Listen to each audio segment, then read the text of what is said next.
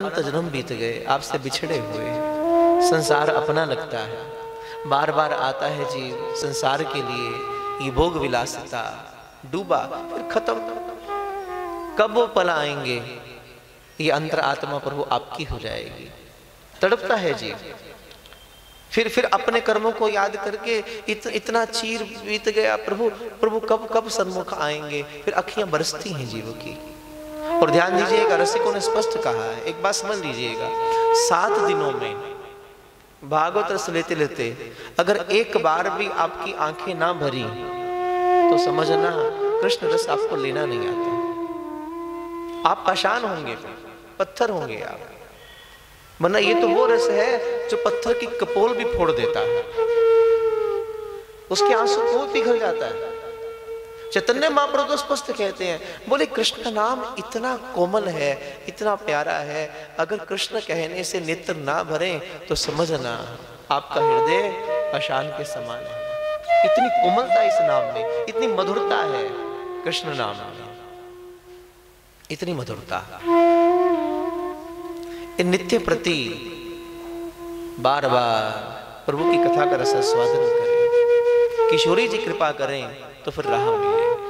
आए हैं तो कम से कम ये अनुभव करके जाना।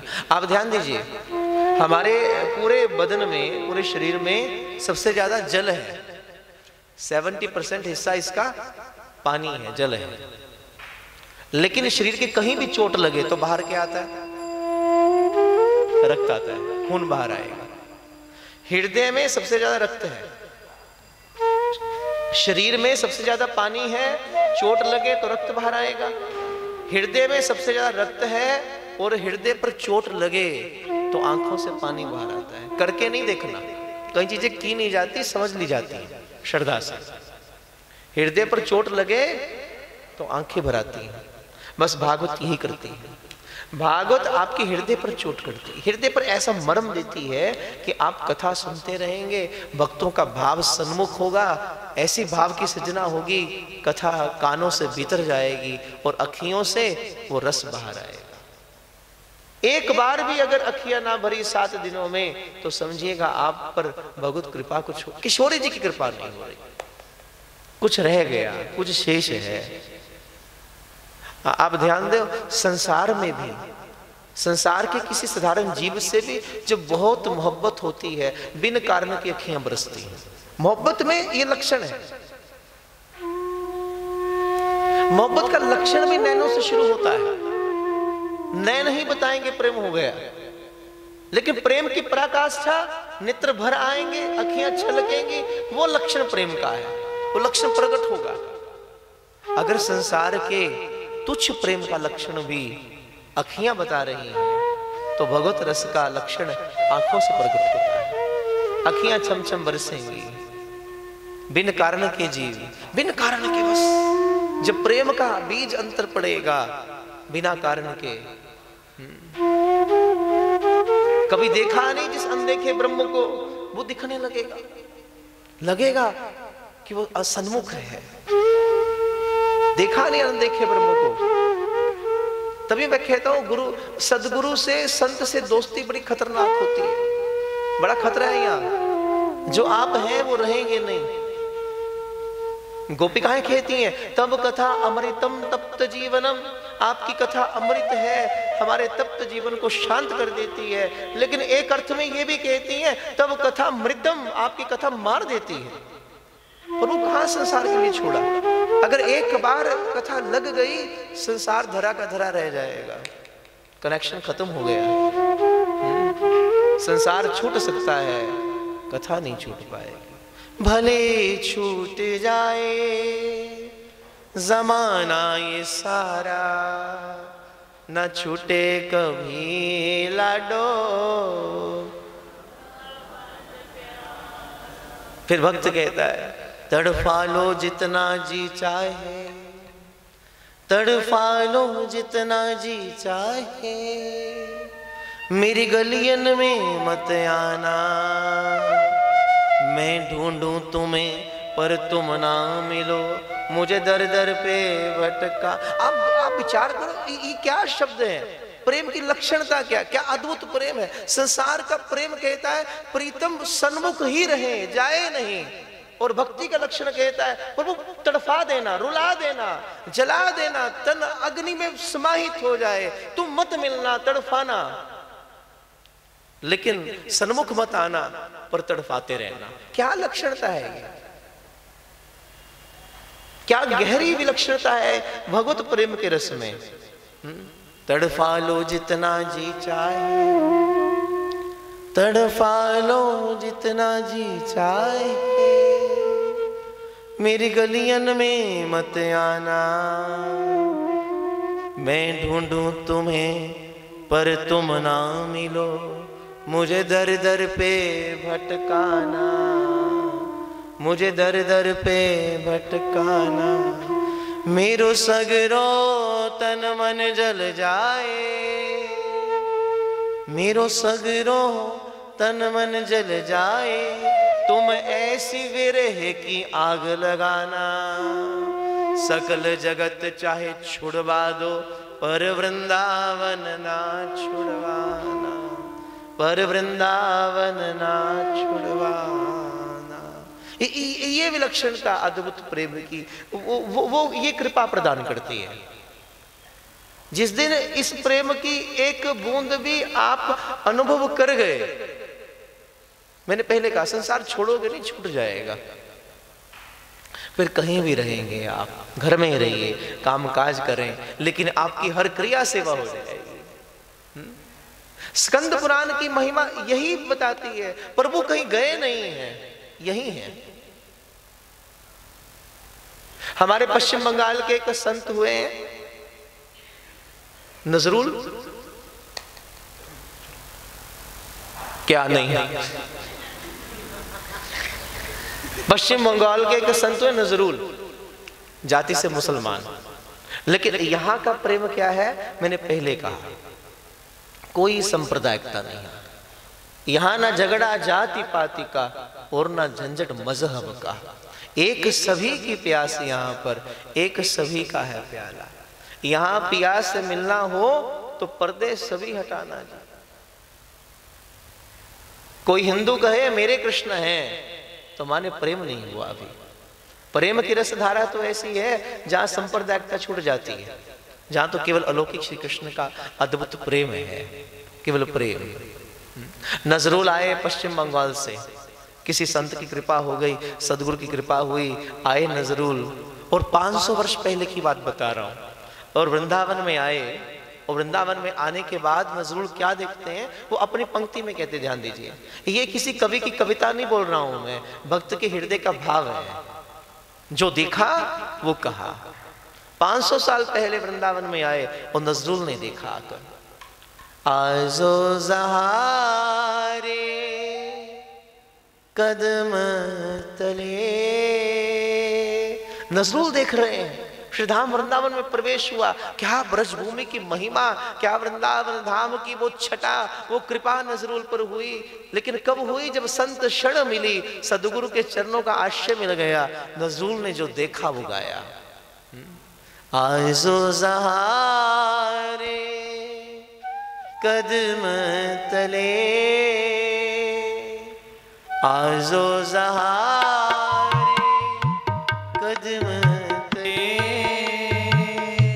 वेणु बाजे सांझ सकाले, वेणु बाजे सांझ सकाले, वेणु बाजे सांझ सकाले, वेणु बाजे सांझ सकारे, आजो ज़हारे कदम तले,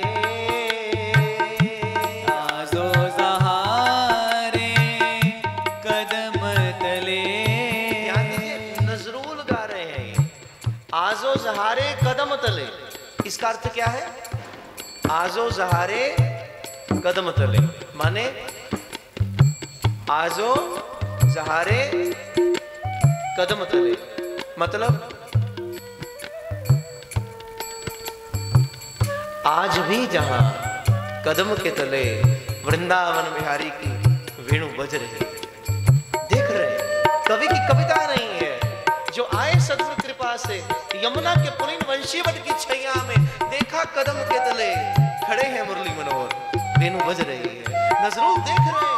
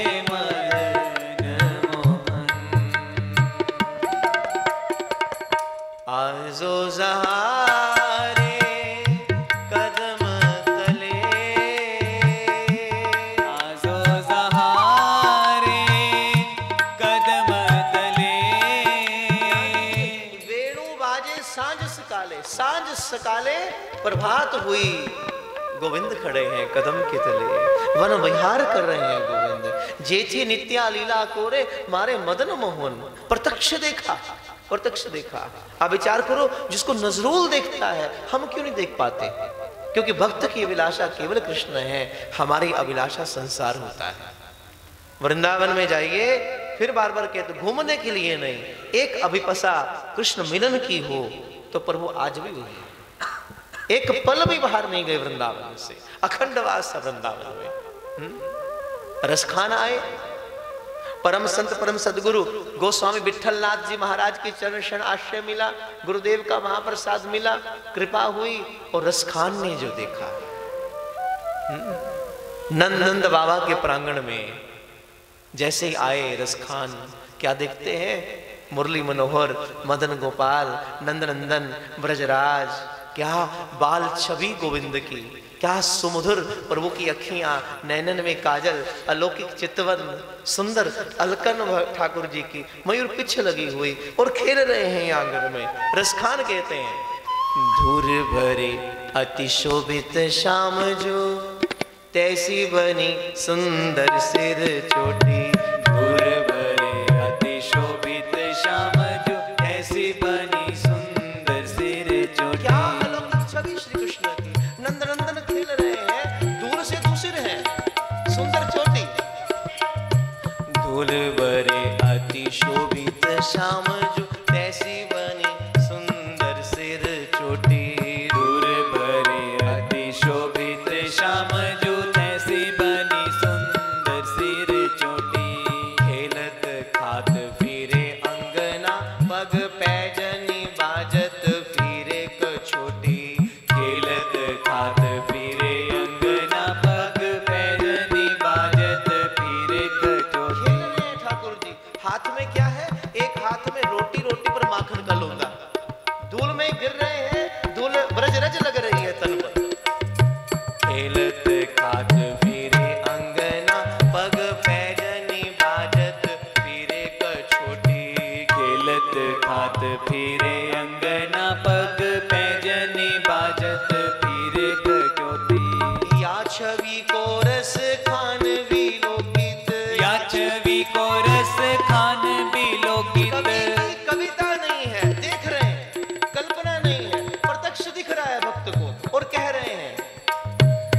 छवि को रस खान विलोकित, या छवि को रस खान विलोकित,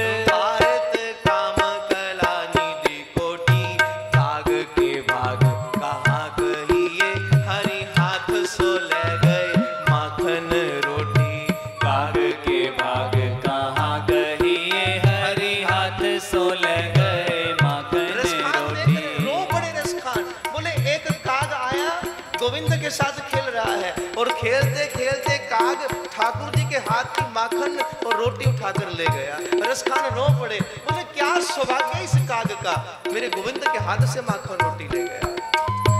काग के भाग कहाँ कहिए, हरि हाथ सो ले गए माखन रोटी।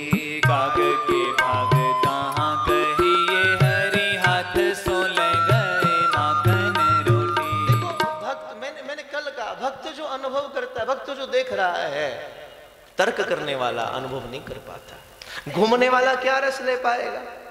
जो केवल पिकनिक के लिए वृंदावन में गया, जो केवल घूमने के लिए गया, वो ये रस नहीं ले पाएगा। ये रस लेता है जब सदगुरु कृपा हो जाए, किसी संत की कृपा हो जाए। आप वृंदावन में जाइए, आपको सूक्ष्म सा तरीका बताऊं, आप केवल निधि बन जाइए, वृंदावन धाम के किसी वृक्ष लता पता की चरण शरण जाकर बैठ जाइए, प्रार्थना कर लो बस आप मुझे कन्हैया से मिला दो। वृंदावन धाम की एक छोटी सी लता पता भी इनका पता बताने में सक्षम है। रसखान तो नैन है, इन नैनन से देखा, सूरदास के तो नेत्र भी नहीं है। और जो सूरदास ने देखा क्या अद्भुत देख रहे हैं, सूरदास बंद आंखों से देख रहे हैं। शोभित कर नवनीत लिए, शोभित कर नवनीत क्या घुटन के बल गोविंद चल रहे हैं प्रांगण में। ये आंखें नहीं है, बंद है। कौन कहता है कि इन आंखों की आवश्यकता है देखने के लिए? इन आंखों से दिखता भी नहीं है। नजर देने वाला कोई संत है, वो बख्शीश कर दे तो फिर दिख जाए। और फिर जब दिखता है, जो जीव की हालत है, गोपिकाएं कहती है ना, सब कुछ लेकर परीक्षा है लेते, फिर कौन सी राह चले संसारी। कैसा मोह जाल बिछाया, थक कर रह गई बुद्धि बेचारी। सोच समझ कर सौदा कीजिए, ये नंद का लाल बड़ा व्यापारी। जो जिसको प्रेम करते हैं उसका सब कुछ लूट लेते हैं, कहीं का नहीं छोड़ते। तभी तो दीवाने कहते हैं इस बात का गम नहीं है ठाकुर, इस बात का गम नहीं है क्यों तूने दिल बर्बाद किया, इस बात का गम नहीं है क्यों तूने दिल बर्बाद किया। गम तो इस बात का है प्यारे, बहुत देर के बाद बर्बाद किया। कुछ पहले करते तो बात कुछ और होती। सूरदास देख रहे हैं।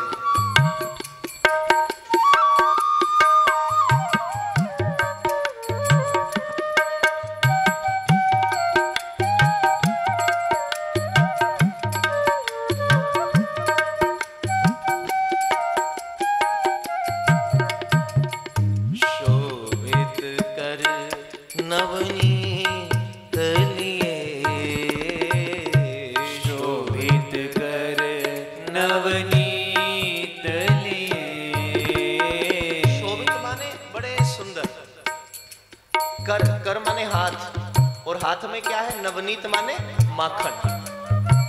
शोभित कर नवनीत लिए, शोभित कर नवनीत लिए। घुट रोन चरित रेणु तान मंडित, घुट रोन चलित रेणु तन मंडित। घुटन के बल चल रहे हैं और तन ब्रज धूलि से दूषित है।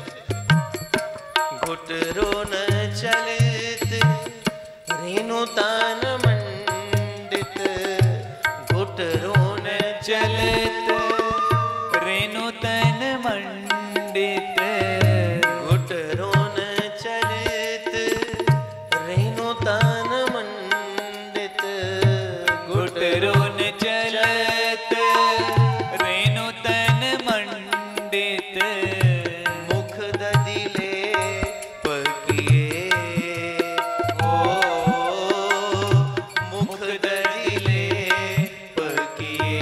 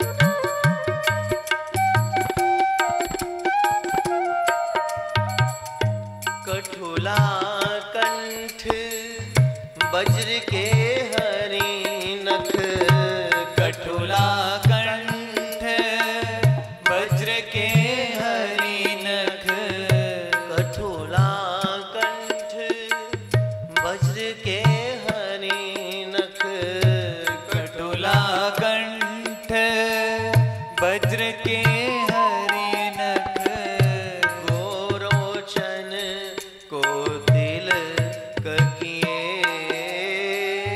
गोरोचन को तिलक किए, शोभित कर नवनीत लिए,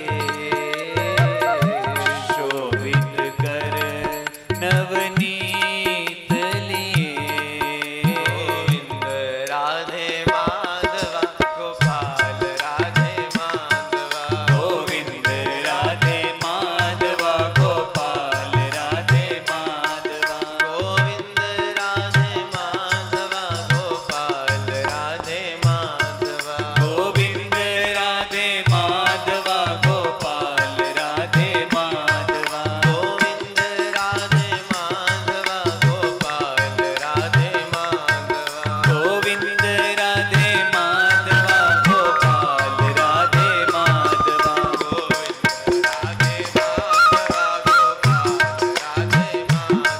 गोविंद राधे माधवा गोपाल राधे माधवा, गोविंद राधे माधवा गोपाल राधे माधवा, गोविंद राधे माधवा गोपाल राधे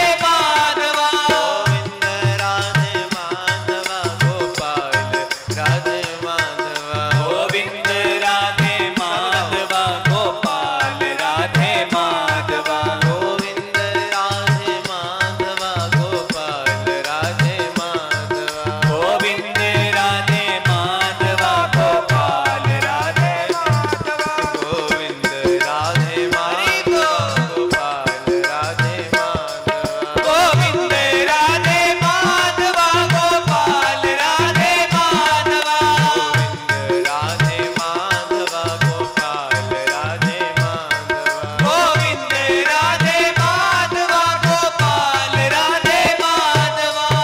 श्री वृंदावन बिहारी लाल की जय। वृंदावन धाम श्री कृष्ण का अखंड वास है और सदा किशोर अवस्था में गोपाल रहते हैं, इससे ज्यादा नहीं।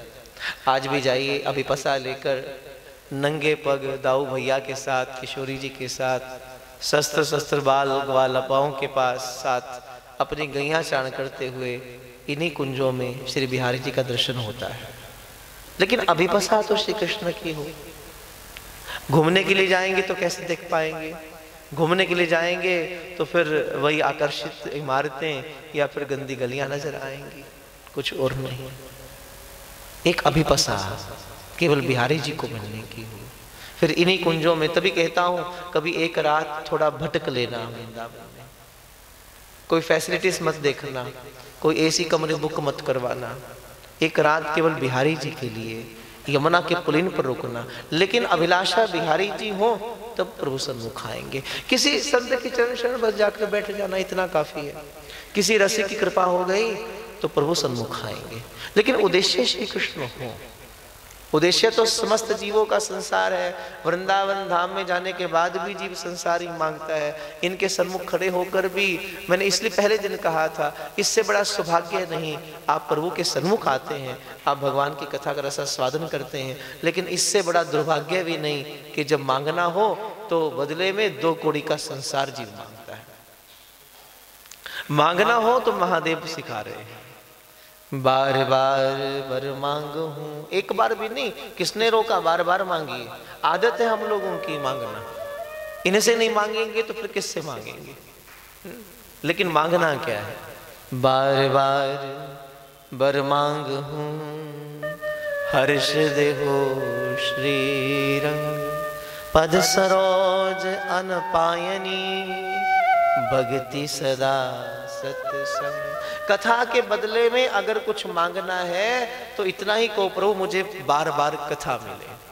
भजन के बदले में कुछ मांगना है, प्रभु आपका भजन मिले, आपका नाम मिले, आपके भक्तों का संग मिले, आपके रसिकों का संग मिले, आपके संत महात्माओं का संग मुझे मिले।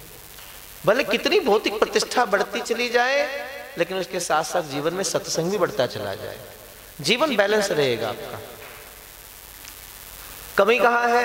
भौतिक प्रतिष्ठा तो जीव चाहता है, लेकिन आध्यात्मिक प्रतिष्ठा उसकी गहराई नहीं। तभी तो जीवन बिगड़ जाता है। दोनों चले, हर जीवन के हर पहलू पर भगवान का मंगलाचरण है। देखो हम जो शुरुआत, भागवत की शुरुआत भी कहां से? मंगलाचरण से है। भागवत में 3 मंगलाचरण है। सबसे पहले वेद व्यास जी का मंगलाचरण है, फिर द्वितीय स्कंद के मध्य में जाकर सुखदेव गोस्वामी जी का मंगलाचरण है, और फिर भागवत के अंत में सूत जी महाराज का मंगलाचरण है। मंगलाचरण का अर्थ क्या होता है? इनके मंगल गीत गाना, गुनगुनाते रहिए, उठिए। अब देखो पूरी प्रकृति मंगल गीत गा रही है, कभी ध्यान से सुनना। ब्रह्म मुहूर्त के वक्त में उठो, आप चलो बाहर, भीनी भीनी शीतल पवन चलती है, उसका संगीत सुनने का प्रयत्न करना। हमें केवल बाहरी संगीत की आदत पड़ गई है। ध्यान दीजिए, बाहर कुछ संगीत बजे तब आप कुछ उत्सव कर लेते हैं। लेकिन मैंने कल भी कहा था, कभी कथा सुनते सुनते, प्रभु के चिंतन में डूबते डूबते, कभी अपनी अंतर आत्मा के संगीत को सुनना। एक भीतर भी संगीत है। एक वेणु ये बज रही है, सुन रही है ना आप? एक वेणु ये बज रही है और एक वेणु अंदर बज रही है। जिस दिन वो सुन गई, फिर आप भी नजरूल की तरह गाएंगे, रसखान की तरह गाएंगे, वो प्रत्यक्ष होगा। लेकिन आदत नहीं, कभी बैठना उसको सुनने के लिए। एक संगीत बाहर का है, ये बजेगा, आप खड़े हो जाइए, थोड़ा हाथ उठा लीजिए, थोड़ा नाच लीजिए, क्या खास बड़ी बात है? कुछ खास बात नहीं, कभी भी हो सकता है, कोई भी करवा सकता है। बात तो तब बने जब भीतर का संगीत सुने और फिर मदहोशी आए, अंदर का संगीत स्वर सुनाई दे जाए। फिर जो अवस्था आपकी हो, उस अवस्था में आप रोने लगे, आप चिल्लाने लगे, आप हंसने लगे, आप नाचने लगे, आप गाने लगे। जो भी हो रहा है वो महारास है, वही प्रभु का मिलना है। और ध्यान रखिएगा, बाहर का संगीत सुनाकर आपको नचाने के लिए मैं नहीं आया हूं। अंदर आत्मा का संगीत सुन जाए और फिर जो आपके साथ हो वो नृत्य है, वो आनंद है यमुना के पुलिन का, जहां श्री कृष्ण के साथ शस्त्र शस्त्र गोपिकाएं क्या मधुर नृत्य के भाव में डूब जाती हैं। वो मिलन है एक विशुद्ध जीव का अपने प्रभु के साथ, जिसको गुरु महाराज फरमाते हैं कि जीव रूपी प्रेयसी अपने परमात्मा और प्रीतम से मिलने के लिए आई है, और जब तक ये मेल होगा नहीं तब तक यात्रा चलती रहेगी। भले इस बात को आज समझ लें, भले कुछ वर्षों के बाद समझ लीजिएगा, किसी और जन्म में समझ लीजिएगा, 10 जन्मों के बाद समझना, लेकिन जिस दिन जीवन की ठोर होगी, मन की विश्रांति होगी, तो वो केवल और केवल श्री कृष्ण के चरणारविंद में होगी, यही होगी। लेकिन बिन सदगुरु कृपा के नहीं पहुंच पाएंगे आप, ये बात तो निश्चित है, ये पक्का है। जब तक मार्गदर्शक नहीं रास्ते में आएगा, जब तक एक ऐसा संत, ध्यान दीजिएगा, संत का अर्थ क्या है? जिसने पाया है, बस जिसने अनुभव किया है, जो डूबा है उसके रस में, जिसने अंदर का संगीत सुना। जैसे मीरा सुनती है, मीरा बैठी एक दिन प्रीतम की याद में और मीरा ने सुनी। मीरा का एक पद है, मीरा गाती है, पायल नहीं घुंघरू नहीं और छम छम कैसी होने लगी है। बड़ी बड़ी गहराई से ध्यान दीजिएगा इस पद पर जो मीरा गा रही है। कोई पायल नहीं बांधी मीरा ने, कोई घुंघरू नहीं बांधे, पर मीरा क्या गा रही है? पायल नहीं घुंघरू नहीं और छम छम कैसी होने लगी है। कोई घुंघरू नहीं बांधे, लेकिन मीरा बैठी चिंतन में, श्री कृष्ण की स्मृति में। फिर एक पल आया जब मीरा ने अंदर अनाहत नाद सुनी। एक होती है आहत, एक होती है अनाहत। आहत माने 2 की रगड़ हुई, बजे, आवाज सुनाई दी, ये 2 बजे, फिर आवाज सुनाई दी, ये आहत है। अब तबले को बजेगा तो घर्षण होगा, उससे जो प्रोड्यूस होगा वो आहत नाद है। एक अनाहत, दिख नहीं रही लेकिन सुन रही है, जो यूनिवर्स की आवाज, जो ब्रह्म की आवाज है, जो भीतर कहीं आपकी आत्मा की गहराई से प्रकट होने वाली आवाज, वो अनाहत नाद। मीरा बैठी अनाहत नाद सुनी, कृष्ण की वेणु सुन गई, बैठी अखियां बंद करके प्रीतम की याद में पहुंच गई वृंदावन,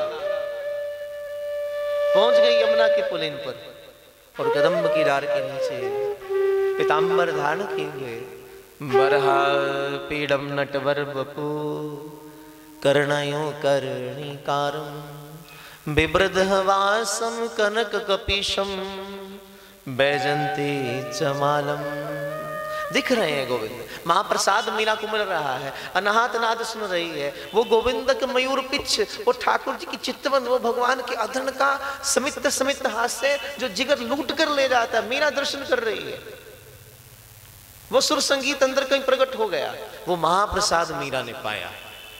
अब देखो भक्त का लक्षण क्या है, भक्ति का लक्षण क्या है? जब आपके हृदय भक्ति प्रतिष्ठित हो जाएगी तो भक्त का एक सहज लक्षण होता है, उसे जो मिलता है वो बांटता है, बस ये भक्ति का लक्षण है। आपको कुछ मिले आप बांटें तो ये भक्ति है। प्रसाद मिले अकेले नहीं खाना चाहिए, प्रसाद मिले एक कणिका पहले लो, खुद लो, फिर बांटो। अब इसका मतलब ये मत समझना कि 7 बजे के बाद वहां जो मिलेगा उसको जाकर बांटना है, उसकी बात नहीं कर रहा हूं। 4 घंटे बैठकर जो यहां मिले इसको बांटो, इसको बांटो, ये महाप्रसाद है। ये जितना बंटेगा उतना बढ़ेगा, उतना आनंद जीवन में आएगा। ये भक्ति का लक्षण है। अब मीरा को जो प्रसाद मिल रहा है, मीरा क्या चाहती है, ये मुझ तक सीमित ना रहे, ये दुनिया वालों को मिल जाए, क्योंकि जो मैंने पाया इन मूर्खों ने नहीं पाया, इस संसारियों ने नहीं पाया, तो फिर क्या करूं? फिर मीरा चाहती है जो मैंने पाया ये सुन ले। लेकिन अब ये सुने कैसे? क्योंकि जो भक्त निज अनुभव करता है, मीरा तो बैठी संसार में जो पा रही है परमात्मा की विलक्षणता, परमात्मा की अद्भुतता, कृष्ण का अनुपम प्रेम, लेकिन संसार कैसे सुन पाए? संसार तो मूलाधार पर है, मीरा यहाँ बैठी है, तो फिर वो संदेश दे कैसे, वो वहां तक पहुंचाए कैसे? फिर मीरा ने उठाए घुंघरू, अब उठाए, अब बांधे, अब बांधे। जरूरत नहीं थी मीरा को बांधने की, ध्यान दीजिए, आवश्यकता नहीं थी, क्योंकि जिसने अंतर पा लिया उसे बाहर से जरूरत नहीं है। लेकिन हम लोगों को मिले इसलिए प्रतीक रूप में मीरा को घुंघरू बांधने पड़े, और जब घुंघरू बांधे फिर मीरा नाची, फिर लोगों को अनुभव हुआ। लेकिन फिर भक्त के जीवन में एक विडंबना है, फिर संसार बोलता है, उलाहना देता है, गालियां देता है, मीरा को भी पड़ी। लोग कहें मीरा भई रे बावरी, और सास कहे कुल नासी रे, पग घुंघरू बांध मीरा नाची रे। लेकिन भक्त की विलक्षणता, जहर का प्याला राणा भेजा, और पीबत मीरा हासी रे। कोई कष्ट नहीं, कोई दुख नहीं, भेज दिया विष का प्याला और मुस्कुराती मुस्कुराती पी गई। क्या कुछ हुआ? कुछ नहीं हुआ। क्यों? क्योंकि भक्त के लिए सब प्रसाद है, प्रसाद की अनुभूति हो रही है।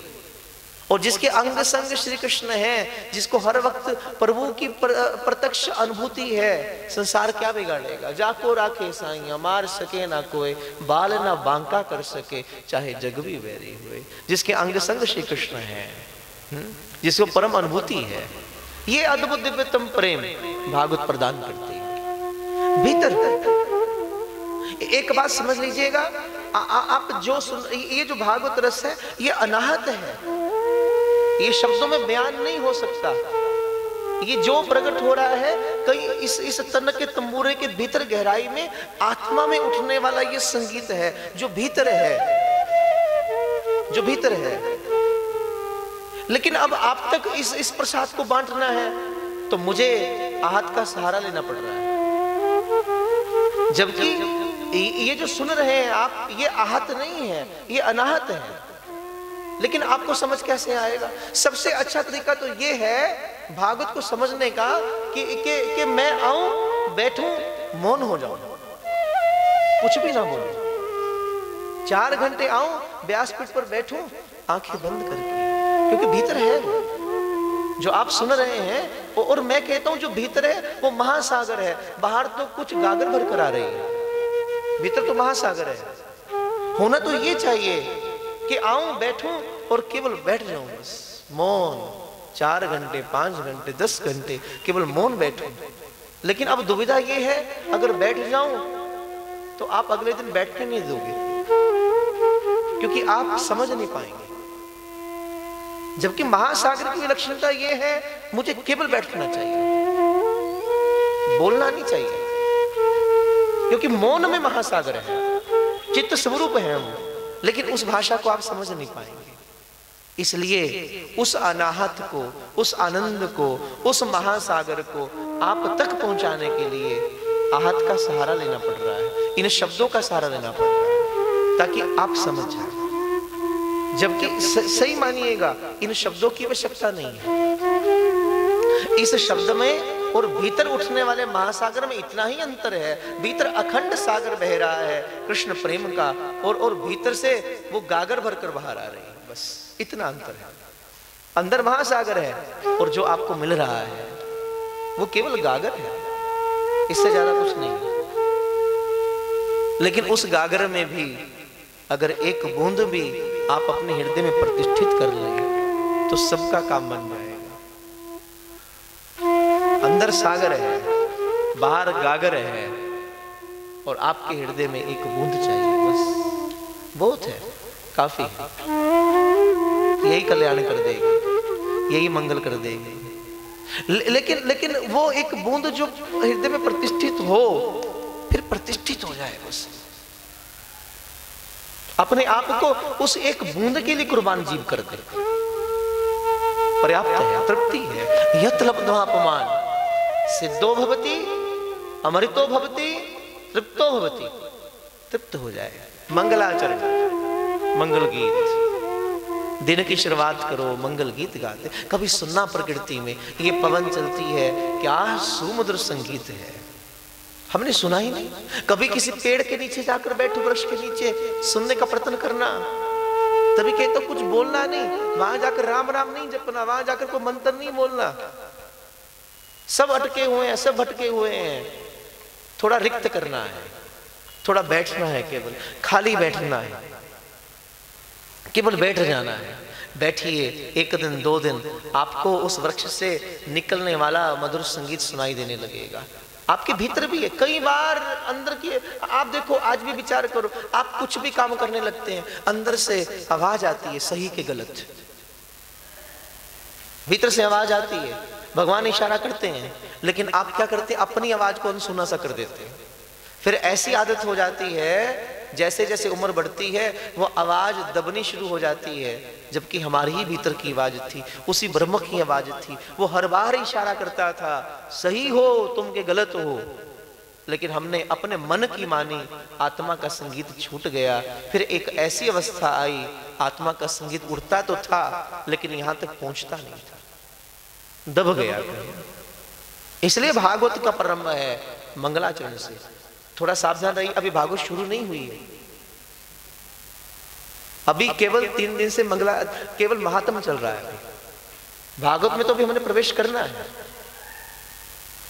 मंगलाचरण से प्रारंभ है, उनके मंगल गीत गाइए। पूरी प्रकृति गीत गा रही है। आकाश को कुछ देखिएगा, सब गीत गा रहे हैं। पक्षियों की चहचहाट सुनिए, क्या मधुर कलरव कर रहे हैं। हवा गीत गा रही है, पेड़ पौधे गीत गा रहे हैं, वाटिका में पुष्प खिलते हैं, क्या सुमधुर संगीत गूंज उठता है। लेकिन हम गीत गाने भूल गए, और जितना मानव ने गीत गाना भूला है उतना मानव दुखी हुआ है, उतना कष्ट हुआ है। जबकि इतना कष्ट नहीं है, इतना दुख नहीं है जितना आज का इंसान तनाव में है। कारण इतना है, हमने कथा भी बहुत सुनी, कथा भी बहुत पढ़ी, लेकिन हमने केवल कहानियां सुनकर स्थिर होकर बैठ गए। जबकि ये सुनने का नहीं, ये तो डूबने का समय है, ये तो अंदर प्रवेश करने का समय है। ये 7 दिन बड़े अनमोल हैं, और कल कृष्ण आ जाएंगे, और जब कन्हैया आएंगे तो ऊर्जा यहाँ है अनाहत में। अभी तो तीसरा चक्कर है, मूलाधार, स्वादिष्ठान, मणिपूरक, कल अनाहत चक्कर की बारी है। और जब यहाँ जीव पहुँचता है, जब ऊर्जा यहाँ पहुँचती है, तो जीवन में पहली बार झलक मिलती है। एक पल की झलक है, फिर वियोग हो जाता है, फिर दिखता नहीं, फिर जीव तड़पता है। वो तड़पना बड़े काम की है, वो वियोग बड़े काम का है, वो वियोग ही वहां तक लेकर जाता है। वो जो तड़पना, रोता है, फिर कभी वो झलक दिखती है, फिर बार बार उसकी याद आती है। आहटें जाग उठी रास्ते हंस दिए, थाम कर दिल चले हम किसी के लिए। कई बार ऐसा भी धोखा हुआ है, चले आ रहे हैं वो नजरें झुकाए, वो जब याद आए, बहुत याद आए, वो जब याद आए, बहुत याद आए। आप सबके जमाने का ही गा रहा हूं, लेकिन अंतर इतना है, कृष्ण के लिए गाया जा रहा है। वो जब याद आए, बहुत याद आए, वो जब याद आए, बहुत याद आए। गमे जिंदगी के अंधेरों में हमने, गमे जिंदगी के अंधेरों में हमने, चिरागे मोहब्बत जलाए बुझाए, वो जब याद आए,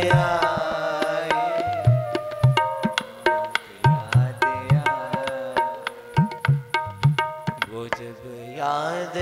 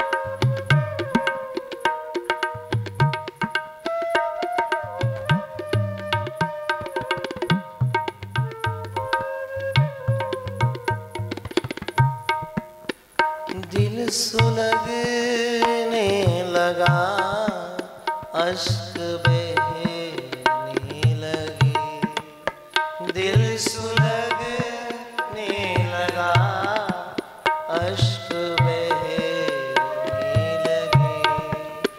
जाने क्या क्या हमें लोग कहने लगे, जाने क्या क्या हमें लोग कहने लगे। मगर रोते रोते हंसी आ गई है, ख्यालों में आके जब मुस्कुराए, वो जब याद आए, बहुत याद आए, वो जब याद आए, बहुत याद आए। गमे जिंदगी के अंधेरों में हमने, चिरागे मोहब्बत जलाए बुझाए, वो जब याद आए, बहुत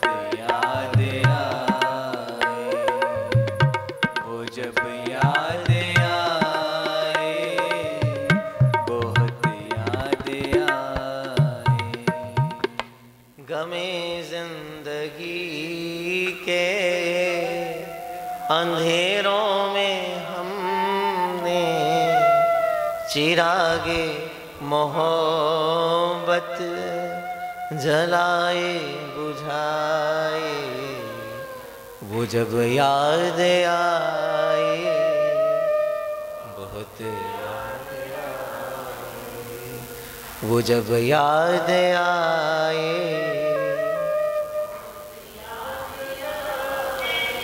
आहटे जाग उठी रास्ते हंस दिए, थाम कर दिल चले हम किसी के लिए। कई बार ऐसा भी धोखा हुआ है, चले आ रहे हैं नजरें झुकाए, वो जब याद आए बहुत याद आए, वो जब याद आए।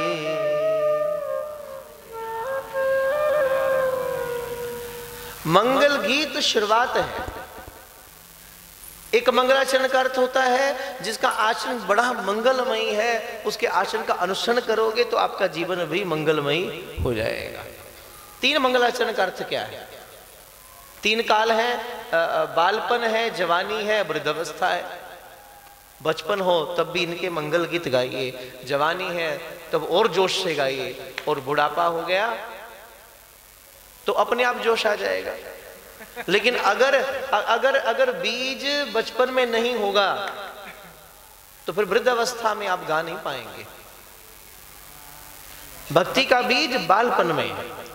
आप देखिए, आप रास्ते से गुजर रहे हैं, एक गुलाब का पुष्प रास्ते में गिरा हुआ है, आते जाते लोग कुचल रहे हैं, धूल मिट्टी पड़ रही है, खूबसूरती खत्म हो गई, महक चली गई। ऐसे पुष्प को उठाकर श्री हरि चरणों में निवेदित करेंगे?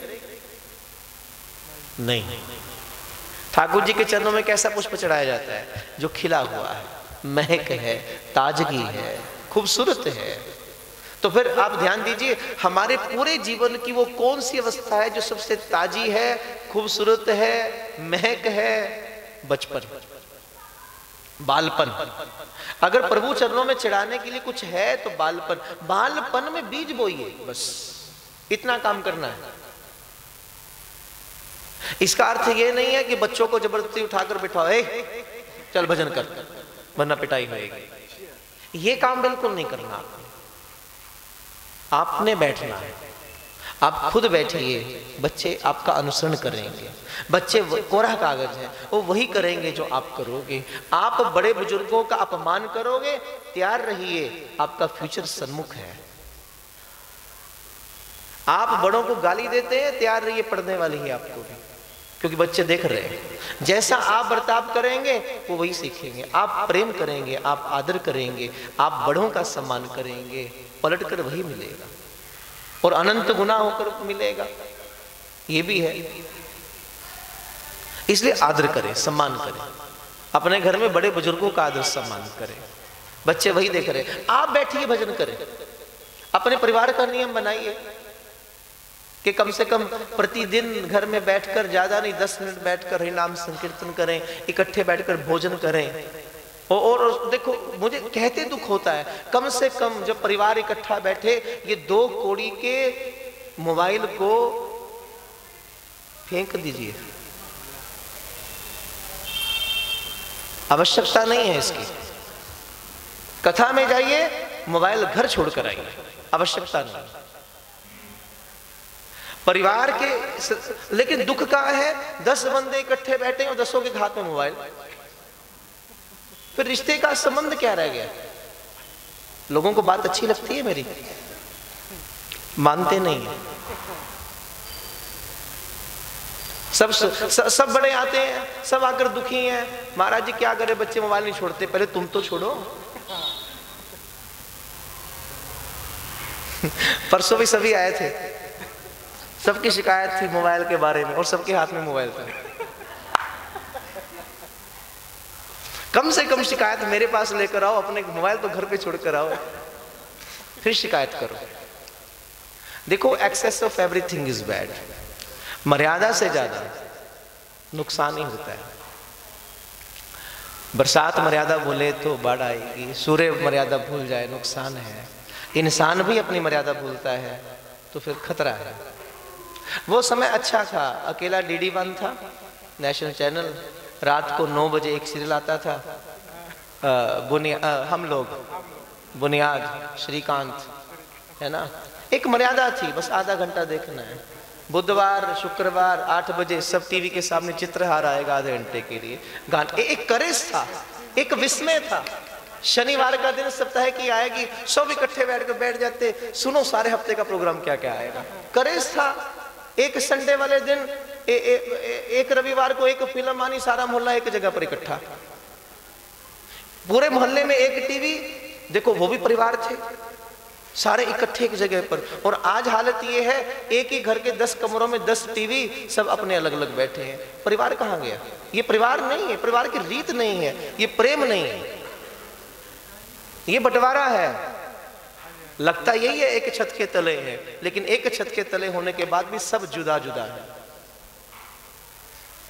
अपने माँ बाप से इतना प्यार नहीं है, ध्यान दीजिए बच्चों को, जितना वो दूर बैठा किसी से चैटिंग चल रही है उसके साथ ज्यादा प्यार हो गया, और इनके साथ मोहब्बत कम हो गई। जो माता पिता ने जन्म दिया, आदर सम्मान सब कुछ दिया, संसार में बड़े होने के काबिल बनाया, उनका प्रेम नजर नहीं आता। उस अनदेखे को जिसको कभी देखा नहीं है, उससे फोन पर सब प्रेम की बातें चल रही हैं। इससे बड़ी दुविधा संसार की नहीं है, इससे बड़ी विडंबना संसार की नहीं है। इस बात को भी छोड़िए, दुख तब होता है जब लोग ढीठ बनकर कथा में आकर बैठकर मोबाइल चलाते हैं। यह सलीका नहीं है, ये तरीका नहीं है। इससे अच्छा तो घर में जाकर बैठिए, आवश्यकता नहीं है आने की। किसने बुलाया? मैंने तो नहीं भेजा संदेश। यहां तो वो आए जिनको कृष्ण से मिलना है, और किसी के लिए कोई स्थान यहां नहीं। क्षमा कीजिएगा, शब्द कड़वे हैं, पर वेद व्यास भी यही कह रहे हैं।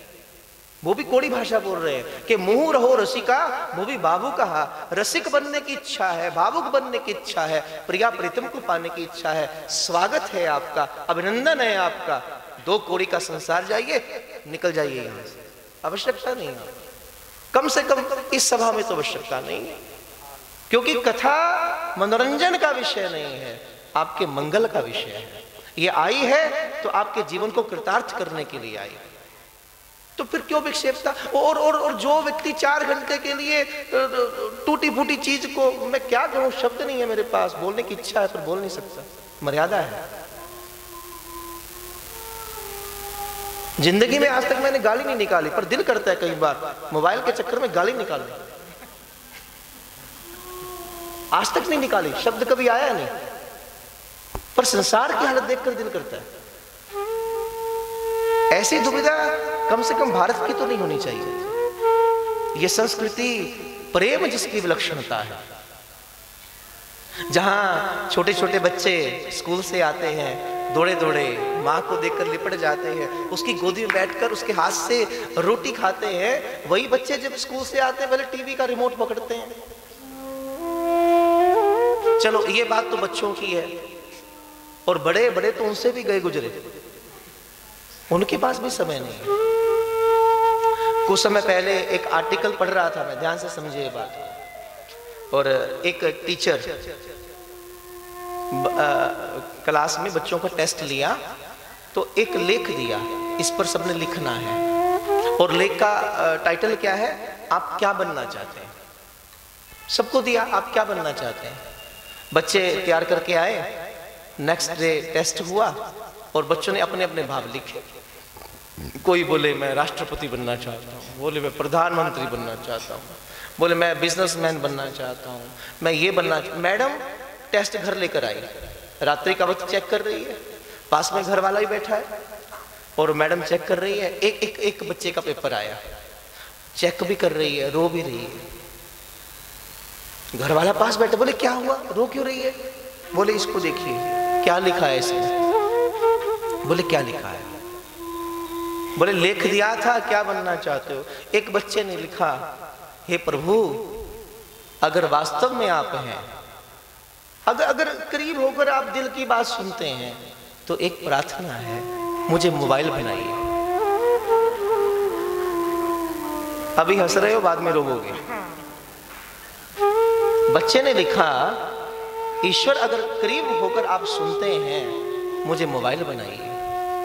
और मैडम रो रही है। वो रो क्यों रही है? हंसने का विषय है। बोले हंसने का नहीं, रोने का विषय है। बोले क्यों? आगे सुनिए।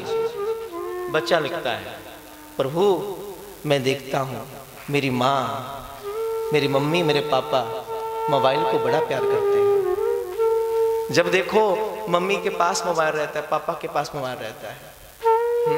उसकी बेल बजती है, वो दौड़े दौड़े जाते हैं। मैं दिन रात मम्मी पापा करके पुकारता हूँ, उन्हें मेरी आवाज सुनती नहीं है। मोबाइल की घंटी दूर से सुन जाती है। अगर मोबाइल की बैटरी एम्प्टी हो जाए तो पापा यूं चार्जर ढूंढते हैं, ना जाने कहां क्या गुम हो गया, मेरा प्रेम छूट गया। वो कभी नजर नहीं आया, वो नजर नहीं आया। मैं दिन रात देखता हूं इनके पास समय होगा, जब जाता हूं मेरी अखियां तरसती हैं उनकी गोद में बैठने को, और जब देखता हूं मम्मी अपने व्हाट्सएप पर लगी हुई है, पापा अपने पर लगे हुए, समय नहीं है। रात हो जाती है और जब रात विश्राम का वक्त होता है तब मेरा मन करता है अब तो माँ कम से कम आएगी, उसके पास सोऊंगा, पापा के पास सोऊंगा। तब देखता हूँ वो एक इधर बैठा है, एक इधर बैठा है, वो अपने फोन पर है, वो अपने मोबाइल पर है, और मैं रोते रोते सो जाता हूँ। हे प्रभु, हे ईश्वर, मुझे तो माँ बाप का प्रेम चाहिए। अगर प्रभु वो प्रेम इसी माध्यम से मिलना है तो इतनी कृपा करो, मुझे मोबाइल बनाओ ताकि कम से कम मुझे माँ बाप का प्रेम मिले। और ये कहते कहते पति की आंखों में भी आंसू आ गए।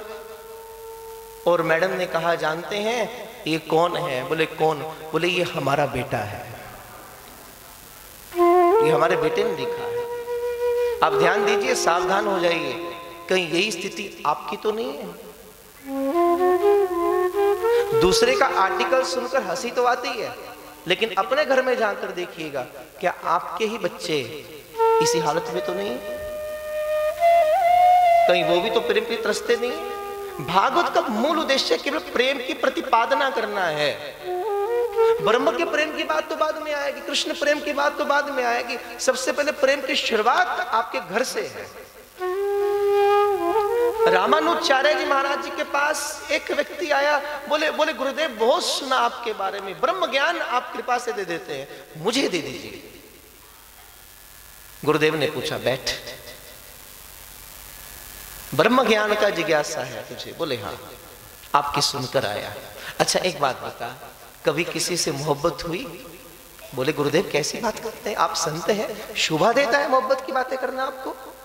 बोले नहीं बेटे, एक बार बता, किसी से प्रेम हुआ?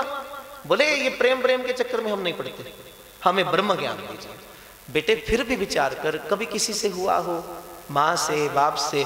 बोले गुरुदेव मैंने कहा ना, संसार के प्रेम से मुझे कोई लेना देना नहीं है, मुझे ब्रह्म ज्ञान दे।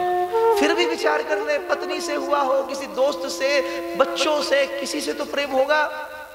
बोले गुरुदेव क्यों इस लफड़े में फंसा रहे हैं, मुझे किसी से प्रेम नहीं है, इन चक्रों में हम नहीं फंसते, हमें ब्रह्म ज्ञान दीजिए।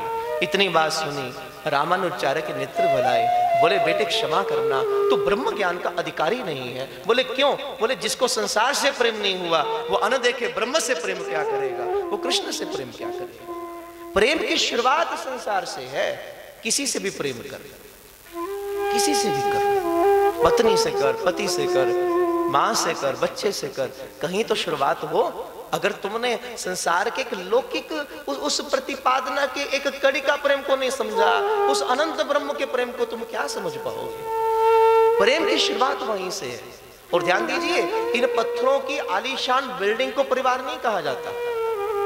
भव्य जहां तुमने करोड़ों रुपया लगाकर बिल्डिंग बनाई, उस इमारत को परिवार नहीं कहते हैं। परिवार कहते हैं जहां मानव बैठकर एक दूसरे से प्रेम करता है, एक दूसरे का आदर हो, सम्मान हो, बड़े बुजुर्गों की सेवा हो, छोटों से लगाव हो, प्रेम हो, जहां सत्संग हो, जहां कथा चले, जहां बच्चे आए तो आने के बाद अभिपसा हो माँ की गोद में बैठने की, दादा दादी की गोद में बैठने की, ना कि आकर खबर लगे किसी के पास किसी के लिए समय नहीं है। ये स्थिति कहीं आप लोगों की ना हो, बस इतनी गौर कर लेना है।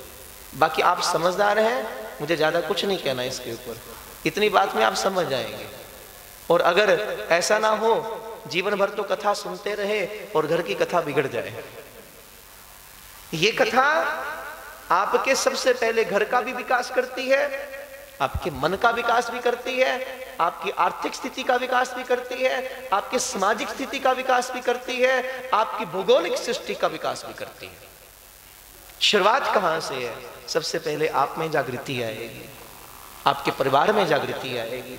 समझ जाना, अगर कहीं लगे ऐसा कुछ नहीं हो रहा है तो माने अभी आपको कथा सुनने का ढंग नहीं होगा, या तो आप में गड़बड़ है या सुनाने वाले में गड़बड़ है, कहीं कुछ कमी है। वरना यह रस तो जीवन पलट देता है। ये तो जीवन का मंगलाचरण है, 3 मंगलाचरण है। समय का अभाव है, इसलिए आइए चलते चलते भागवत में प्रवेश करें। यहां से भागवत का प्रथम श्लोक है, प्रथम मंगलाचरण का श्लोक। आइए सब मिलकर प्रवेश करेंगे। जब श्लोक हो ना तो कम से कम तो हाथ ऐसे कर लिया करो। एक कथा में जब भी बैठिए, अगर जिसको कोई दिक्कत नहीं वो जमीन पर ही बैठे, और जब भी बैठे तो प्रयत्न ही करें जब ये महाप्रसाद मिले तो इन्हीं हाथों से मिले। प्रथम श्लोक में प्रवेश करते हैं।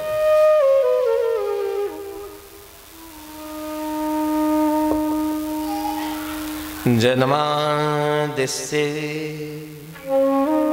यतं विदित्रतः शार्तेश विज्ञ सव्राटः तेने ब्रह्महृदयादि कव्य मोयन्ति यत् सूर्यः तेजो वारी मृदां यथा विनमयो यत्र त्रिसर्गो मृषा धामना स्वेन सदा नृस्तकुहकं सत्यं परम धीमहि। ये प्रथम श्लोक है भागवत का, यहां से भागवत की शुरुआत हो रही है। इसे थोड़ा ध्यान से समझिएगा। जन्माद्यस्य, जन्माद्यस्य का अर्थ होता है जो जन्म भी देता है, जो पालना भी करता है और जो लय भी करता है, जो अपनी 3 विभूतियां प्रकट करता है। ब्रह्मा उस रूप में सृष्टि का निर्माण, विष्णु उस रूप में सृष्टि की पालना, रुद्र रूप धारण करके सृष्टि का लय कर देना। लेकिन जिसके तीनों कार्य जन कल्याण के लिए हैं। जैसे किसान पहले खुद ही बीज बोता है, फिर फसल उगती है, पालना करता है, उसकी रक्षा करता है, फिर फसल पकने के बाद उसे काट भी देता है। लेकिन तीनों कार्य जन कल्याण के लिए हैं। इसी प्रकार ब्रह्म के कार्य भी जन कल्याण के लिए हैं। तेने ब्रह्म हृदय आदि कव्य मोयंती यत सूर्यः, जो जड़ नहीं है चेतन है, जो आदि कवि ब्रह्मदेव को भी ज्ञान देने वाला है, जो उसे भी ज्ञान देकर सृष्टि का काम करवा रहा है, उसे तप का उपदेश देकर साधना करवा के सृष्टि के प्रकरण में जिसका मदद करता है। तेजो वारी मृदाम यथा विन्यम, तेजो कहते हैं प्रकाश को, जितना अनंत प्रकाश है उसी से प्रकाशित हो रहा है। वारी माने जल, जल की एक एक कणिका में जो समाया है। मृदा माने मट्टी, रज के कणिका कणिका में जो समाया है, जो सर्वत्र है, सर्वदा है। मोयंती यत सूर्यः धामना स्वेन सदा नृस्तकुहकं सत्यम परम धीमहि, जो परम सत्य है। यहां पर वेद व्यास जी ने श्री कृष्ण को सत्य कहकर संबोधन किया। सत्य क्यों कहा? जबकि कहना, देखो मूल रूप में तो भागवत कृष्ण की बात कर रही है, तो कहना चाहिए श्री कृष्ण परम धीमहि, यह शब्द प्रयोग करना चाहिए, कृष्ण परम धीमहि। लेकिन कहा क्या? सत्यम परम धीमहि। भागवत के प्रारंभ में भी, मध्य में भी, अंत में भी कृष्ण को सत्य ही कहा गया। प्रथम श्लोक में सत्यम परम धीमहि, दशम स्कंद में जहां भगवान प्रकट हो रहे हैं वहां देवता कह रहे हैं परम सत्यम त्रिसत्यम सत्य नित्रम, सत्य कहकर 9 बार संबोधन किया गया। और जब भागवत पूर्ण हो रही है तब भगवान को फिर कहा गया सत्यम परम धीमहि, सत्य कहकर संबोधन किया। सत्य क्यों कहा? कृष्ण कहना चाहिए, लेकिन नहीं, कारण है क्योंकि कृष्ण कहने से भगवान का नाम सत्य है, नित्य है, ये तो प्रमाणित हो जाएगा। भगवान का रूप भी प्रमाणित है, सत्य है, नित्य है। भगवान की लीला भी नित्य है। लेकिन भगवान की 5 चीजें हैं जो सत्य और नित्य हैं, और वो क्या? भगवान का नाम, भगवान का रूप, भगवान की लीला, भगवान का धाम और भगवान के भक्त लीते हैं। अगर यहां यह कह दिया जाए कि कृष्ण परम धीमहि, तो उससे कृष्ण तो सत्य हो गए, लेकिन कृष्ण के भक्त सत्य हुए, नित्य हुए, इस बात का प्रमाण नहीं है। भक्त भी नित्य हैं, भक्त भी सत्य है, इसलिए वेद व्यास को कहना पड़ा कि सत्यम परम धीमहि। अगर सत्य शब्द कहेंगे तो माने प्रभु का नाम भी सत्य, रूप भी, लीला भी, धाम भी, और भगवान के भक्त भी सत्य हैं, भगवान के भक्त भी नित्य हैं। मंगलाचरण के बहुत सारे अर्थ संतों ने किए हैं। एक संत कहते हैं, तेने ब्रह्म हृदय आदि कव्य मोयंती यत सूर्य, तेने ब्रह्म हृदय आदि कव्य, आदि कवि ब्रह्मदेव, वो भी जब भगवान की सुमधुर लीलाओं का दर्शन करता है तो ब्रह्मा का मन भी भ्रमित हो जाता है। वृंदावन धाम और 5 वर्ष की गोपाल जी की आयु, पीतांबरी धारण कर रखी है, चरणों में नुपुर है, अंगराग लगा है, नैनन में काजल, सुंदर चंदन का तिलक, चित्रकारी कर रखी है, अधर पर समित हास्य, पुष्पों का ताज बनाया, मयूर पिछ लगाई, कनेर के पीले पुष्प कानों में सजाए और अधर पर वेणु रखकर वेणु वादन करते हुए ग्वाल वालों के संग गैया शान करते करते श्रीधाम वृंदावन के कुंजों से गुजर रहे हैं। और वृंदावन धाम के वृक्ष लता पता झुक झुक कर भगवान का पक्षाण कर रहे हैं। मध्याह्न का वक्त हुआ, भूख लगी तो सब ग्वाल बाल आए, हे कन्हैया श्याम सुंदर भूख लगे हो है, कुछ भोजन करें। और भगवान खेल कूद कर रहे थे, गई चांद कर रहे थे, बस प्रभु आए, आकर बैठ गए, भोजन करने लगे। ब्रह्मा देख रहे हैं, और जैसे ब्रह्मा ने देखा तो ब्रह्मा का दिमाग ठनक गया। आप ध्यान दीजिए, इस ब्रह्मांड का सबसे समझदार व्यक्ति है ब्रह्मा, लेकिन जब श्री कृष्ण की लीला देखी तो ब्रह्मा का दिमाग भी ठनक गया। क्यों? ब्रह्मा ठहरे वेदों के विशेषज्ञ, जो बात करेंगे वेद के हिसाब से करेंगे। वेद कहता है कि जूठन के भोजन करने से पहले हाथ धोने चाहिए, लेकिन जब देखा श्याम सुंदर को अभी अभी खेल कूद कर आए, गैया चाण करने के लिए आए, हाथ धोए नहीं और भोजन करने के लिए बैठ गए, तो ब्रह्मा का दिमाग ठनक गया। बोले ये कैसा परमात्मा है जो वेद के नियमों की उल्लंघना कर रहा है? दिमाग ठनका। वेद कहते ना जूठन खाओ ना खिलाओ, लेकिन जब देखा घनश्याम को, ब्रजनंदन को, ब्रजराज को कि अपने मुख की जूठन निकालकर मनसुखा को खिला रहे हैं, मधुमंगल की जूठन खुद चाट रहे हैं, तो ब्रह्मा का दिमाग ठनक गया। बोले ये ब्रह्म नहीं हो सकता, ये मेरे मन का भ्रम है, परमात्मा नहीं हो सकता, परीक्षा करनी चाहिए। तेने ब्रह्म हृदय आदि कव्य मोयंती यत सूर्य। तो ब्रह्मा देव परीक्षा करने के लिए आए, भगवान की गैया अंतर ध्यान कर ली, बछड़े अपने लोक में ले गए, ग्वाल वालों को अंतर ध्यान कर लिया कि देखो दूध का दूध, पानी का पानी। और जब देखा कन्हैया ने ना गैया ना बछड़े ना बाल ग्वाल सब कहाँ चले गए, पर उन्हें देखा ये ब्रह्मा की करतूत है, समझ गए हे ब्रह्मदेव हमारी परीक्षा करने के लिए आए हैं। तो सुनिए, आप तो पूर्ण विश्व की रचना 5 भौतिक पदार्थों से करते हैं, लेकिन जिस कृष्ण की परीक्षा करने के लिए आए हैं उसे किसी भौतिक पदार्थ की आवश्यकता नहीं है। कृष्ण अपने संकल्प से सृष्टि का निर्माण भी कर सकते हैं, पालना भी कर सकते हैं और लय भी कर सकते हैं। और उसी वक्त कृष्ण ने अपने संकल्प से सृष्टि निर्माण कर दी। जितनी गैया बछड़े थे सब प्रकट कर दिए, ग्वाल बाल प्रकट कर दिए, और 1 वर्ष तक खुद ही ग्वाल बाल बने, खुद गैया बछड़े बने, श्रीधाम वृंदावन में लीला कर रहे हैं। बोलो वृंदावन बिहारी लाल की, बोलिए भक्त वत्सल भगवान की जय, जय जय श्री राधे। 1 वर्ष तक लीला चल रही है। संतों का बड़ा सुंदर भाव है। बोले प्रभु ये लीला क्यों कर रहे हैं? बोले एक तो ब्रह्मा का मान मर्दन करना है, अपने पद का हम हो गया, और दूसरा बोले ये जो वृंदावन धाम की गोपिकाएं हैं, ये जब नंद नंदन का दर्शन करती हैं तो गोपिकाओं के मन में भाव प्रकट होता है कि काश ये हमारा हो, हम दूध पिलाएं, इसे लाड करें, प्यार करें, गोदी में बिठाएं, अपने संग सुलाएं। आज उन समस्त गोपिकाओं की चित्त की उस कामनों को पूर्ण करने के लिए वृंदावन बिहारी आज ग्वाल बाल बने, वृंदावन धाम में लीला कर रहे हैं। इसलिए ग्वाल बाल बने गोपिकाओं को प्रेम देने के लिए। बोले ठीक है, समझ में आई बात, ग्वाल बाल बने, गैया बने, बछड़े क्यों बने? बोले उसका भी कारण है। क्या? वृंदावन धाम की गैया जब नंदनंदन को देखती हैं तो गैयों के मन में भी वात्सल्य प्रकट होता है, ये हमारा लाला हो, हम इसे अपना दूध पिलाएं।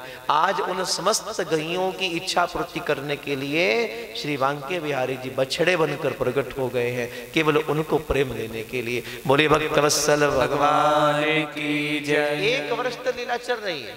1 वर्ष बाद ब्रह्मा आए, देखो दूध का दूध पानी का पानी। और जब आए श्री राम वृंदावन में, वही गैया, वही बछड़े, वही ग्वाल, समझ गए ये पूर्ण ब्रह्म है। मान मर्दन हुआ ब्रह्मा का। 40 श्लोक में श्री कृष्ण की स्तुति करते हैं। तेरे ब्रह्म हृदय आदि कव्ये मोयन्ति यत सूर्यः तेजो वारी मृदाम यथा विनमयो। विनमयो माने गोपिकाएं विनती कर रही हैं कृष्ण से, क्या? मोहन हमारे मधुवन में तुम आया ना करो, आओ तो फिर मीठी मीठी बांसुरी बजाया ना करो, बजाया ना करो। गोविंद कहते हैं गोपिकाओं बांसुरी बजने दिया करो। बोले ना गोविंद बांसुरी मत बजाया करो। बोले क्यों? बोले एक तो वैसे आपको देख देख कर मदहोशी रहती है, फिर जब से आपने वेणु उठाई है प्रभु कोई काम करने के लायक नहीं रही है, भोजन नहीं बने। कन्हैया बोले गोपिकाओं बांसुरी बजने दो, बांसुरी की तरंग उठेगी, तुम्हारा भोजन मधुर हो जाएगा, जो खाएगा उसका जीवन मधुर हो जाएगा। गोपिकाएं कहती प्रभु श्याम सुंदर भोजन तो तब बनेगा जब आपकी वेणु सुनने के बाद होश रहे। यहाँ तो संसार तन की होश सब बिसर जाती है।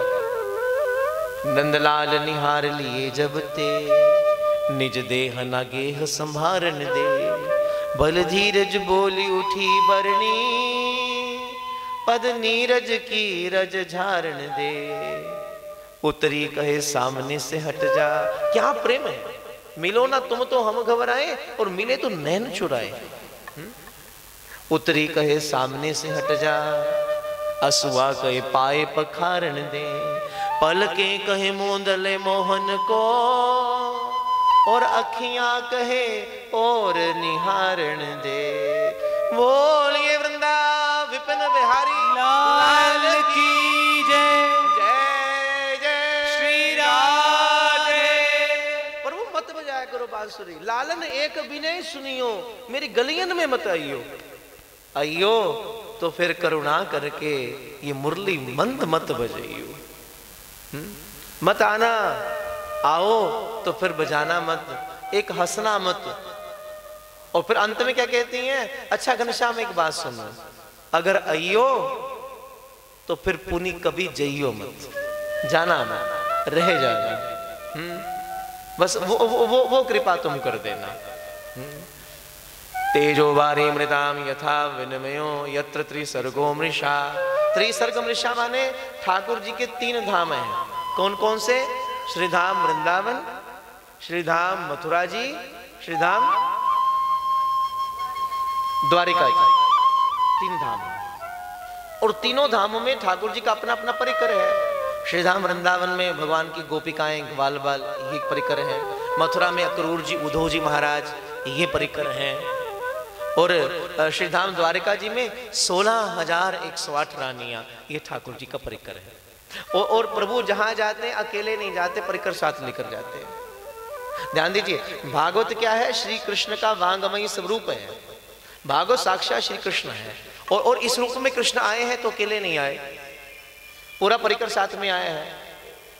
आप ये मत सोचिएगा आप लोग ही हैं, आपके अलावा ठाकुर जी की गोपिकाएं, ठाकुर जी के ग्वाल बाल, भगवान की 16,108 रानियां, जहां भागवत होती है, जहां श्री कृष्ण है, वहां सारा परिकर पधारता है, वहां सारा परिकर पधारता है। ये पीछे से ही ले, आगे मत आए।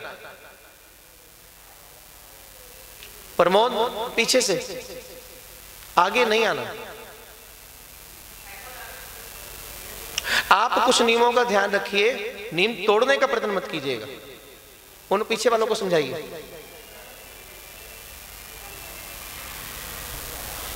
बोली श्री वृंदावन बिहारी, बोले नंद कंद भगवान की जय। जय श्री राम। जय जय श्री राधे, जय जय श्री राधे। प्रभु का परिकर प्रभु के संग चलता है। धामना स्वेन सदा नृस्तुकुहम सत्यम परम धीमहि, परम सत्य है। निगम कल्पतरोर गलितम फलम शुक मुखादमित द्रवसयुतम पीवतम भागवतम रसमाल्यम मुहुरहो रसिका भुवि भावुकः। इस श्लोक को थोड़ा ध्यान से मनन कीजिएगा। निगम कल्प तरोर गलितम फलम, संत कहते भागवत क्या है? समस्त वेदों का पका हुआ फल है। समस्त वेदों का पका हुआ फल है जो धरती पर आया है। संतों ने प्रश्न किया, गुरुदेव एक बात बताइए, अगर कोई फल पक जाए, अब आम पक जाए, धरती पर गिरे तो टूट सकता है, पिलपिला हो सकता है। आप बताइए, अगर भागवत समस्त वेदों का पका हुआ फल है, धरती पर आया है, तो क्या टूट गया? क्या पिलपिला हो गया? बोले नहीं। बोले क्यों? बोले ये फल ऐसा है, नारायण के मुख से प्रकट हुआ, ब्रह्मा की शाखा पर गया, ब्रह्मा की शाखा से नारद जी की शाखा पर आया, नारद जी की शाखा से वेद व्यास की शाखा पर गया, वेद व्यास की शाखा से सुखदेव जी तक आते हुए परीक्षित से सकल विश्व में आया। सीधा गिरेगा तो टूटेगा, खतरा है, शाखा दर शाखा आएगा तो सुरक्षित है। संतों ने कहा बात समझ में आ गई, लेकिन एक बात बताइए, कोई भी फल है तो फल खट्टा तो हो सकता है। अब आम है तो खटास तो हो सकती है, क्या आपके इस फल में खटास है? बोले नहीं। दूसरी पंक्ति में उत्तर दे रहे हैं वेदव्यास, शुक मुखादमित द्रवसयुतम। ये लोक मान्यता है कि जिस फल को तोता चखे वो मीठा होता है, वो मीठा होता है। और इसे किसने चखा है? सुखदेव जैसे परम विरक्त संत ने भागवत को चखा है, वो भागवत रसीली हो गई, मीठी हो गई। संतों ने कहा बाबा ये बात भी स्वीकार कर लेते हैं, लेकिन कोई फल है, अब आम है तो आम में छिलका भी तो होगा, गुठली भी होगी, माने कुछ ऐसी चीज तो होगी जिसे छोड़ना पड़े। तो आप बताइए आपके इस फल में वो कौन सी चीज है जिसे त्याग करना पड़े, जिसे छोड़ना पड़े? तीसरी पंक्ति में वेदव्यास उत्तर दे रहे हैं, बोले ये ऐसा फल है जिसमें ना छिलका ना गुठली, आम तो है लेकिन बिना छिलके गुठली वाला, माने माजा है, माजा पियो। बोल वृंदावन बिहारी, ये पीने के लिए और हर मौसम में उपलब्ध है आजकल, तो जब चाहो सो पियो। तीसरी पंक्ति में वेदव्यास कहते हैं पीवतम भागवतम रसमाल्यम, ये रस ही रस है, और रस किस लिए? पीने के लिए। और चौथी पंक्ति बड़ी करड़ी है, दो भाव है वहां, मुहु रहो रसिका भुवि भावुका। निमंत्रण दिया, मुहु रहो तो बार बार सुनिए। बार बार क्यों कहा? अब धान है, धान को आप कुटो तो एक बार तो करने से वो परत उतरती नहीं है, बार बार करने से ऊपरी परत उतरेगी, फिर चावल बाहर आएगा। कहते इसी प्रकार इस जीव तत्व के ऊपर भी अनंत अनंत जन्मों की मल चढ़ी हुई है, बड़ी मोटी परत है, एक बार सुनने से कई बार उतरती नहीं। जब बार बार सुनोगे तो सुनने से फिर क्या होगा? ऊपर की परत उतर जाएगी और विशुद्ध जीव प्रकट हो जाएगा। तभी तो संत कुमारों ने भी कहा सदा सेव्य श्रीमद् भागवती कथा। बार बार सदा सुनते रहिए, एक बार हुई फिर शुरू करो, फिर शुरू करो, बार बार कल्याण हो जाएगा, मंगल होगा। और फिर कहते हैं रसिक भावुक, ये रसिकों का भावुकों का विषय है। ये दो ही उपाधियां कथा में हैं। बोले रसिक हो कि भावुक को पता कैसे चलेगा? आप कथा सुन रहे हैं, कथा सुनते सुनते मुस्कुराते मुस्कुराते सुन रहे हैं। एक मुस्कुराना तो ये है, एक हंसना तो ये है, अगल बगल को देख देख कर हंसी जा रहे हो बिना कारण के, वो वाला कारण नहीं। भागवत रस में डूबे डूबे डूबे डूबे इतना डूब रहे हो, चेहरा खिल गया, मुस्कुराहट, बदन में रोमांच हो रहा है, खूब आनंदित हो रहे हो, मुस्कुरा कर कथा सुन रहे हो, तो आप रसिक। और भावुक माने कथा सुन रहे हैं, अखियां बरस रही हैं, छम छम अखियां बरसी जा रही हैं, तो माने आप भावुक हैं। और इसके अलावा कुछ और आपके साथ हो रहा है तो क्षमा कीजिएगा, वो कोई अवस्था नहीं है। ये दो ही अवस्था है, या मुस्कुराना या अखियां बरसनी है। और ध्यान दीजिएगा, जो मुस्कुराकर कथा सुन रहा है उस पर श्री कृष्ण की कृपा है, और जो अखियां बरसाकर कथा सुन रहा है उस पर हमारी राधा रानी जी की कृपा है। बिना राधा रानी के ये अखियां बरसती नहीं। मूल राधा है मूल में राधा है। इसलिए यहां पान करने का तरीका बताया है। सबसे विलक्षण बात वेद व्यास कहते हैं कथा सुननी नहीं है, पीवतम भागवतम रसमाल्यम, ये पीने के लिए। इसलिए कल ठाकुर जी आ जाएंगे, फिर नित्य उत्सव है, ठाकुर जी की लीला है, तो बाकी के जो 4 दिन हैं वो आनंद से इस कथा को पीना। और मेरी एक प्रार्थना, एक आज्ञा, जब कथा शुरू हो बीच में कोई डिस्टर्ब ना करे। आपका कैमरा नहीं चाहिए, आपकी फोटो नहीं चाहिए, आपके मोबाइल नहीं चाहिए। और कल से जिसके पास ये आप विक्षेपता पैदा करोगे तो सवारी अपने सामान की आप जिम्मेवार हैं। इसलिए इस बातों का ध्यान रखिएगा। मुझे आपकी विक्षेपता नहीं चाहिए, इस रस में तो कम से कम नहीं चाहिए। कल से सावधान। आज भी वो रोक रहे थे और वो जबरदस्ती कर रहे थे भेजने के लिए। कल कोई भी हो मैं पंडाल से बाहर कर दूंगा, ये ध्यान रखिए। क्योंकि ध्यान रखिए ये कथा बिकाऊ नहीं है, भगवान का रस बिकाऊ नहीं होता। और ये लोक मनोरंजन का विषय नहीं है, ये कुछ सामाजिक कथा नहीं है, ये आपकी व्यथा नहीं है, ये तो केवल और केवल श्री कृष्ण का अनंत प्रेम है। आप विचार करो, समझदार व्यक्ति हैं आप सभी, संसार में भी किसी एक आम व्यक्ति से प्रेम होता है, उस समय भी संसार बीच में आए तो दुविधा है, और जो प्रेम श्री कृष्ण के साथ हो उसमें आपका संसार बीच में आए तो बहुत दुविधा है। उस वक्त मुझे बहुत क्रोध आता है, यूं नहीं आता पर उस समय आता है। इसलिए प्रार्थना है और आज्ञा भी है, कल कोई ऐसी हरकत यहाँ ना हो जो विक्षेपता पैदा करे। जो करवा रहे हैं उनकी जिम्मेवारी है, आप पहले ही सावधान कर दीजिएगा। कल कहीं आप कहो कि महाराज जी ने कुछ कह दिया, मैंने तो बोल ही देना था, ये ध्यान रखिएगा। इसलिए सावधान। नहीं आपको अच्छा लगे और जिसको मेरे शब्द बुरे लग रहे हो, आपको मेरी बात बुरी लगे, तो मैं चाहता हूं कि आपको बुरा लगे ताकि आप सावधान हो जाएं। आपको बुरा लगे इसलिए बोल रहा हूं, और लगना भी चाहिए। सामाजिक कथा हो, कुछ भी कीजिए, कोई फर्क नहीं पड़ता, लेकिन भगवत रस है। क्योंकि यहां पर कितने लोग, कितने क्या, मैक्सिमम लोग, आप जितने बैठे हैं मैक्सिमम लोग केवल रस ले रहे हैं। और आप जानते हैं जब एक रसिक संत बैठ के, को भक्त बैठकर भगवत रस ले, उसमें छोटी सी विक्षेपता पैदा करने भी अनंत जन्मों का अपराध है, और उसको भगवान क्षमा नहीं करते। इसलिए पहले ही सावधान कर रहा हूं। हो सकता है मैं माफ भी कर दूं, क्षमा भी कर दूं, लेकिन गोविंद क्षमा नहीं करने वाले। क्योंकि आप नहीं जानते यहां पर बैठा कौन रस में डूब रहा है, कौन किस आनंद को ले रहा है, और कहीं आपके आने जाने के कारण किसी के पवित्र रस में, किसी के आनंद में विक्षेपता पैदा हो जाए, फिर आप अपराधी, चाहे वो कोई भी हो। इसलिए कल से सावधान रहिएगा। और आप लोग बिल्कुल स्ट्रिक्ट रहो, कोई मर्जी हो, उससे डरना नहीं, उससे घबराना नहीं, ठीक है। रोकना है तो रोकना है, चाहे कोई मर्जी हो।